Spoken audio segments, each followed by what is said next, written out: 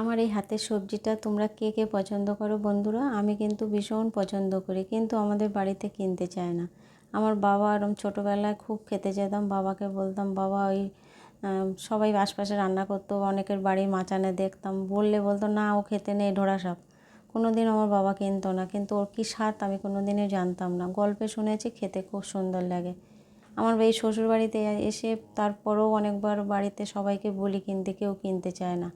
অনেক দিন পরে নিয়ে এলো বলে বলে তা আজকে এই রান্নাটা কালকে নিয়ে এসেছিলো, ভালো করে ধুয়ে কেটে নিয়েছি। দেখো কুচিয়ে কুচিয়ে বেশ একটু, খুব বেশি কোচানো না, একটা করে গোল গোল মাঝখান দিয়ে একটু কেটে দিয়েছি, দিয়ে একটু লবণ মেখে রেখে দিয়েছিলাম। এবার রান্নাটা করতে এসে গেছি। কড়াইতে তেল দিয়ে শুকনো লঙ্কা আর পেঁয়াজ ফোড়ন দিয়েছি, আর এদিকে আমি লবণ মেখে রেখেছিলাম, তা হাত দিয়ে একটু চটকিয়ে মেখে নিচ্ছি। এটা কিন্তু হাত দিয়ে চটকিয়ে মেখে নিতে হয়। দেখো কতটা জল বেরিয়ে গেছে, জলটা কিন্তু ফেলে দেবো না। এবার একটু পেঁয়াজ ফোড়নের মধ্যে একটু হলুদ দিয়ে দিলাম, আর ওখানে তো আমার লবণটা দেয়াই আছে। এবার আমি কড়ার মধ্যে তুলে দিয়ে ঢাকা দিয়ে কিছু সময় রেখে দেবো। কিছু সময় পরে ফিরে আসবো, একটু নরম হয়ে এসছে। আর এই ভাজাটা কিন্তু বেশ সময় ধরে ভাজতে হয়, এটা আস্তে আস্তে নরম জলে ভাজতে হয়।